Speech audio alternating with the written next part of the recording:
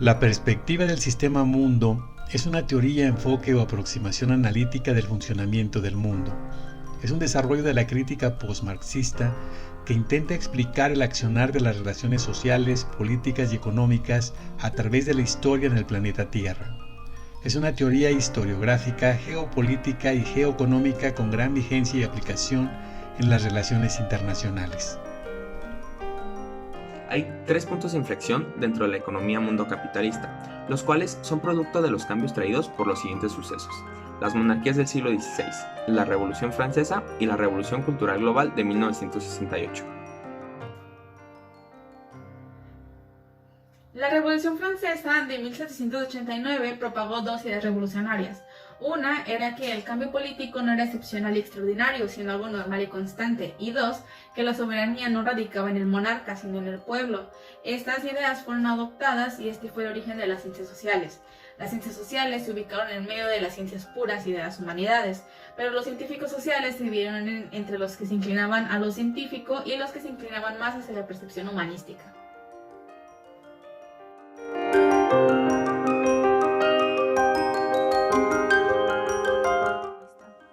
Comenzaremos por explicar los dos términos, economía mundo y capitalismo.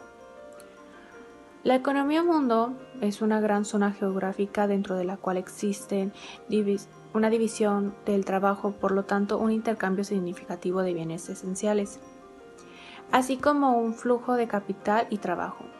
Una de las características definitorias de una economía mundo es que no está limitada por una estructura política unitaria.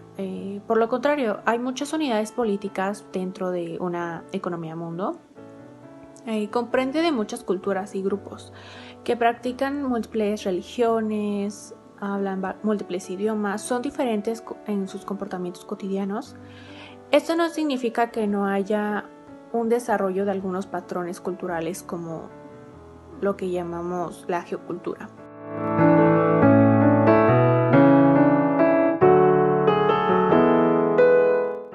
El capitalismo se caracteriza por su heterogeneidad cultural, política y religiosa. Sin embargo, cuenta con un elemento homogeneizante: el sistema interestatal. Este sistema agrupa a los estados capitalistas para facilitar el comercio, las relaciones e incluso los conflictos. La esencia de este sistema es la soberanía. Un estado soberano tiene control único de un territorio y de sus habitantes. El que existieran estos dos elementos reguladores permitió que los capitalistas llevaran a cabo sus negocios con cierto grado de seguridad.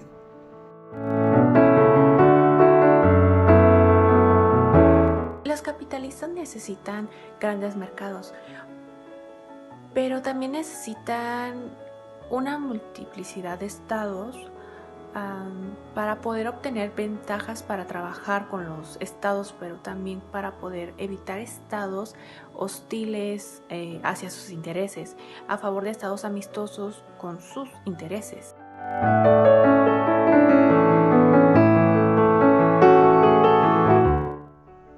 Al discernir cuándo empezaron los historiadores a preocuparse por los sistemas que gobiernan al mundo moderno, Wallerstein se remonta al final del siglo XVIII, cuando los filósofos en materia del conocimiento y del saber se deslindan de la teología. El reemplazo de los teólogos por los filósofos no fue suficiente. La intuición filosófica era una fuente de verdad tan arbitraria como la revelación divina. Casi de inmediato ocurre el divorcio entre la filosofía y las ciencias, el paso de la universidad medieval a la moderna y el establecimiento de las dos culturas, las ciencias y las humanidades.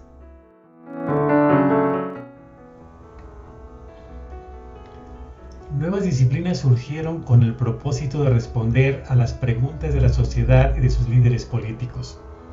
Eran básicamente tres: economía, ciencias políticas y sociología, para estudiar el presente, y una, historia, para estudiar el pasado. Estas cuatro disciplinas estudiaban solo una pequeña parte del mundo, 5 naciones en Europa, pero como desearon estudiar también otras regiones no consideradas como modernas, surgieron dos disciplinas adicionales.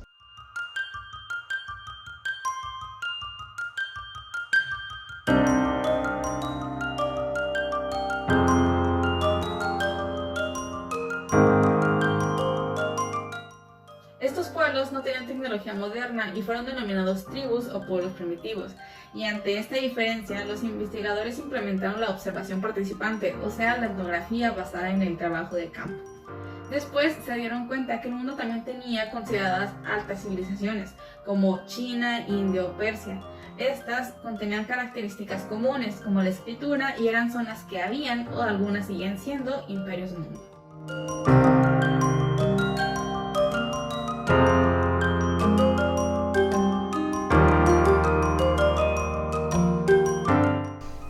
A principios de los años 70, es cuando la gente comenzó a hablar explícitamente sobre el análisis de los sistemas mundo como una perspectiva. Los sistemas mundo fueron un esfuerzo por combinar de manera coherente tres aspectos: la unidad en el análisis, la preocupación por las temporalidades y las barreras que se habían erigido entre las diferentes ciencias sociales. Siguieron 4 fuentes de ataque en el enfoque del sistema mundo. Los positivistas homotéticos, que sostenían que el análisis del sistema mundo era una narrativa que se basaba en la hipótesis sin rigurosas pruebas. Los marxistas ortodoxos, con una crítica que al discutir un eje centro-periferia en la división del trabajo se está haciendo circulacionista, y que la variable explicativa del cambio social era la lucha de clases entre la burguesía y el proletariado. Los autonomistas estatales, que augullen que los análisis del sistema mundo toman la esfera política de una zona cuyas realidades derivan de la base económica. Y por último, los particularistas culturales. Y a pesar de que los analistas del sistema mundo están abocados a la historia total, se les acusa de economistas, o sea, de dar prioridad a la esfera económica sobre las o de otras actividades humanas.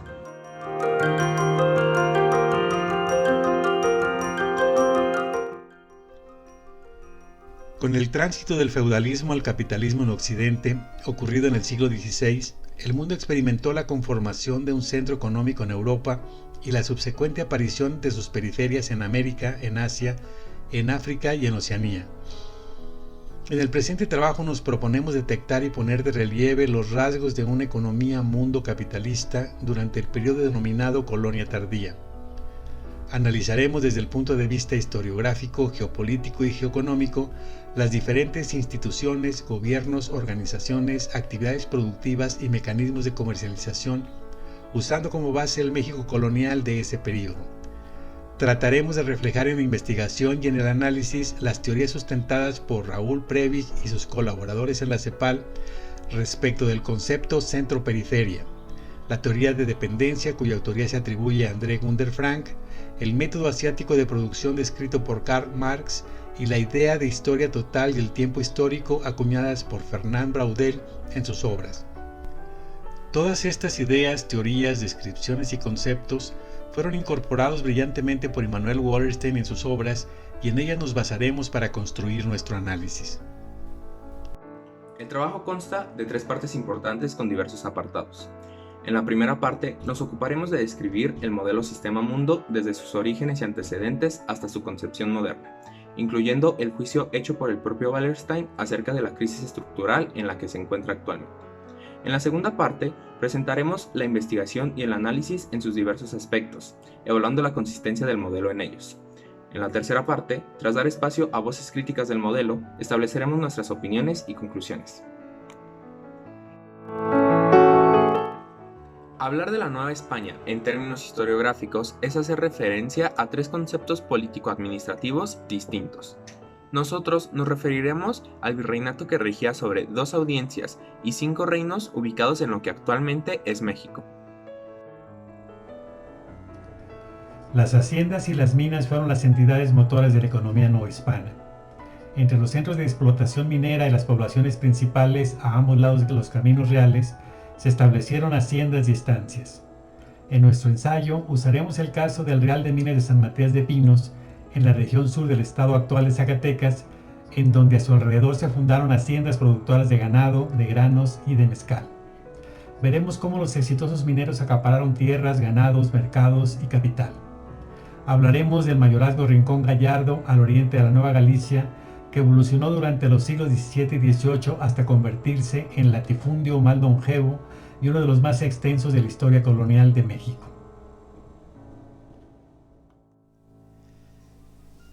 El siglo XVII vio nacer a las naciones como grandes potencias coloniales.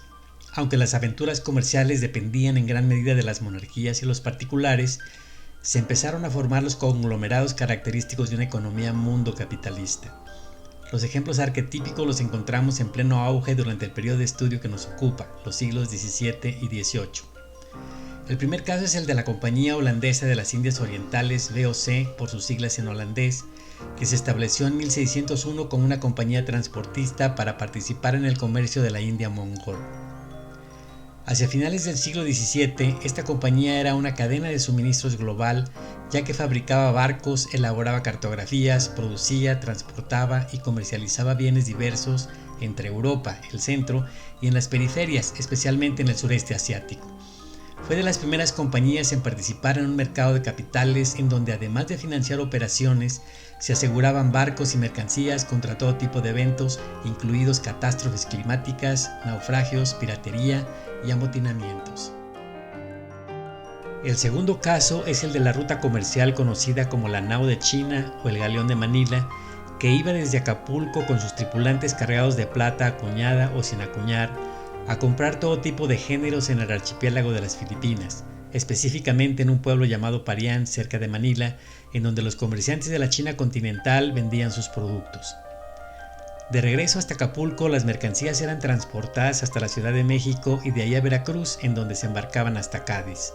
Esta ruta comercial fue la más longeva de la época colonial, ya que no se suspendió sino hasta principios del siglo XIX con la independencia de México. Con el descubrimiento de las ricas vetas de plata en el Cerro de la Bufa y con la fundación de Zacatecas, el transporte de la plata hacia el sur y el de mercancías y suministros hacia el norte dio lugar al establecimiento de lo que se conoció como el Camino Real de Tierra Adentro.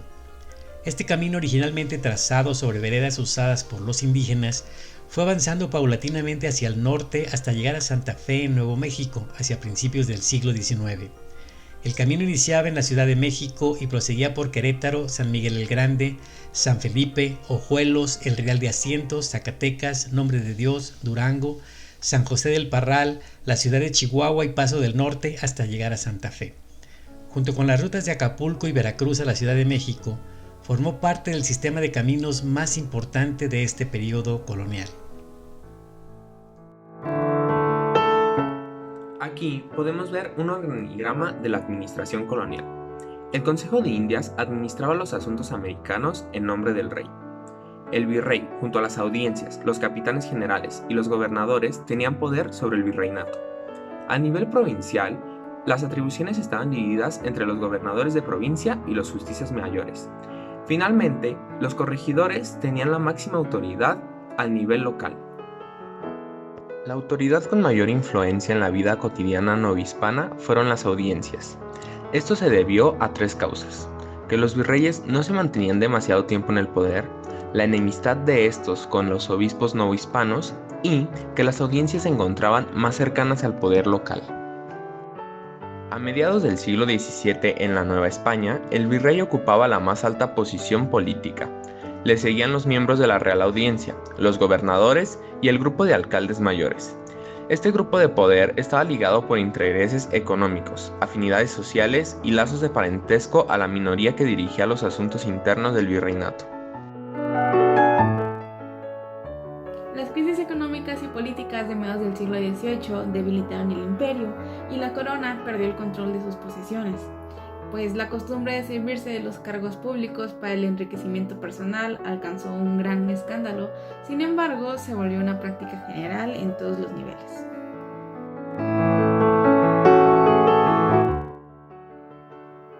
Los mestizos eran los que encabezaban la lista de diversidad racial, enfrentando el desprecio de los dos grupos que les había dado origen y por otra parte consideraban indignos a sus padres. Los españoles estaban temerosos de perder su dominio, pues veían a algunos grupos como potenciales enemigos. Por esto trataban de controlar su ascenso social. Dentro de los españoles también existía una diferencia de clases. Los descendientes de los españoles creían ser más notables. Hasta había miembros de la nobleza dedicados a diferentes tareas del gobierno y muy ligadas con el clero, considerado otra forma de aristocracia. Las castas permanecían agrupadas en sus categorías, que respetaban a las autoridades eclesiásticas y civiles, pues a ellas estaban aparejadas obligaciones religiosas, fiscales, administrativas y jurídicas. La división se mantenía en vigor mediante decretos y cédulas reales, y este sistema dio fuerza a la administración colonial hegemónica. Según este sistema, los criollos integran el estrato superior. Estos mantenían algunos privilegios que los españoles peninsulares también tenían.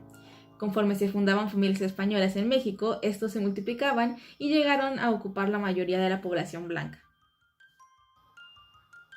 Pero la mayor diferencia no eran los privilegios políticos, sino los económicos, caracterizados por un desequilibrio de la distribución de la riqueza, y los criollos no tenían la economía para acceder a un estatus social privilegiado. La sociedad novohispana permitía de gozar de privilegios mediante el desarrollo de 5 actividades: la agricultura, la minería, el comercio, la industria y las propias de altas jerárquicas. En cuanto a la tenencia de la tierra, se distinguían 4 figuras legales: la propiedad comunal de los pueblos que se fundaron después de la conquista, la propiedad de la iglesia, la propiedad particular divisible y la propiedad particular indivisible por disposición testamentaria o vinculada a mayorazgos. Esta acumulación de riqueza en forma de tierras y dinero se da a un contexto protocapitalista y empieza a gestar la acumulación incesante característica del capitalismo salvaje de las etapas posteriores. La Real Hacienda o las Reales Cajas de Su Majestad se establecieron y se organizaron en función de las necesidades de la monarquía española. Durante el siglo XVII y XVIII se convirtió en un mecanismo implacable para la extracción de rentas de las colonias, con mayor énfasis en los virreinatos de la Nueva España y en el de Perú. En el caso de la Nueva España, identificamos 8 formas en las que extraían recursos en favor de la corona. Las principales son las siguientes. El quinto real, que era el pago al rey de la quinta parte del valor de todo lo que se extrajera en oro y plata. La acuñación de moneda debía hacerse con oro y plata quintados. Los tributos que eran pagados por los indios, negros y mulatos a razón de 1 peso de a 8 reales por persona al año. La nata y la media nata que se pagaba a la corona por derecho de ejercer cualquier oficio o empleo, ya fuese público o privado. Así, virreyes, oidores, presidentes, gobernadores, artesanos, vendedores, sombrereros, carpinteros, sastres, abogados, entre otros más, pagaban el equivalente a los beneficios que se calculaba recibirían en medio año. De ahí el término media anata. Los diezmos y las primicias en principio eran para la Iglesia. El Papa Alejandro VI había concedido a los reyes católicos el cobro y aprovechamiento de ellos. Los derechos de almofarifazgo, que constituían el pago de 7,5% del valor de las mercancías que entraban o salían de los puertos. En este mismo tenor estaban las alcábalas, impuestos que se pagaban por toda venta o permuta en el momento de celebrarse. Otro ingreso importante eran las composiciones de la tierra, que eran los pagos que debían hacerse al rey para regularizar propiedades que carecían de algún tipo de título o merced otorgada por las audiencias. La extracción de rentas por parte de la monarquía española por medio de la Real Hacienda era abrumadora, aunque estrictamente hablando, los bienes y servicios eran producidos por los habitantes de la colonia.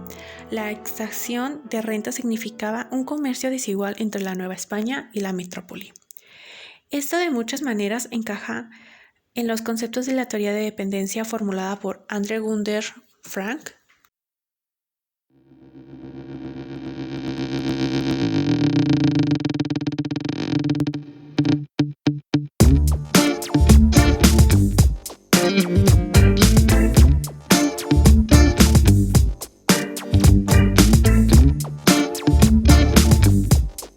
It's inherently impossible to predict how things will turn out, but it's possible that they can turn out in any direction. It's open.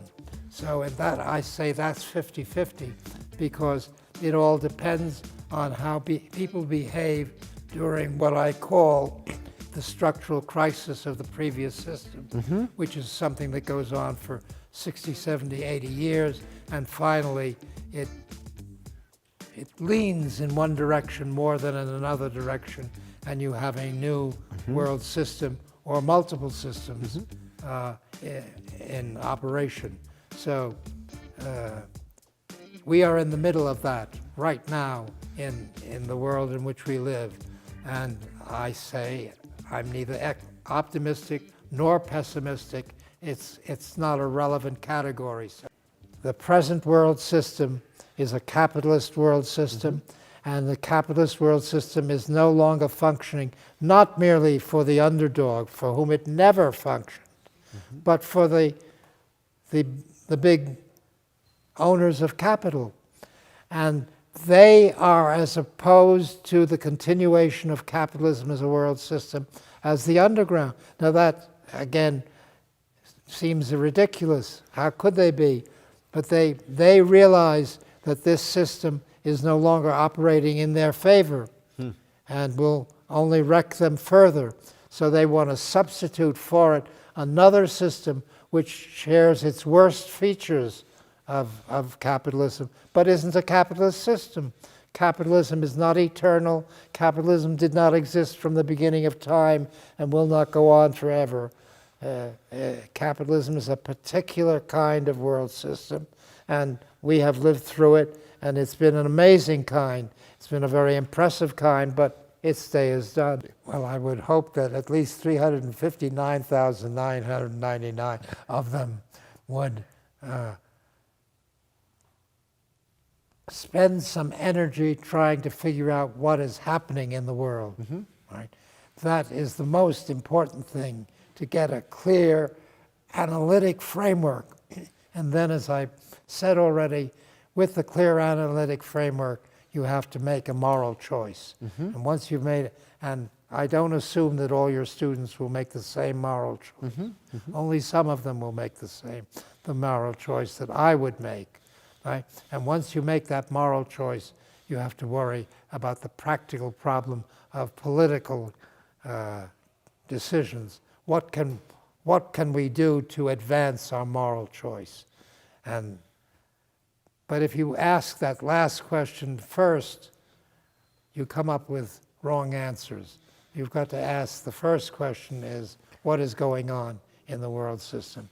So I've just been trying, but I try always to explain what I think is going on at this moment in the world system.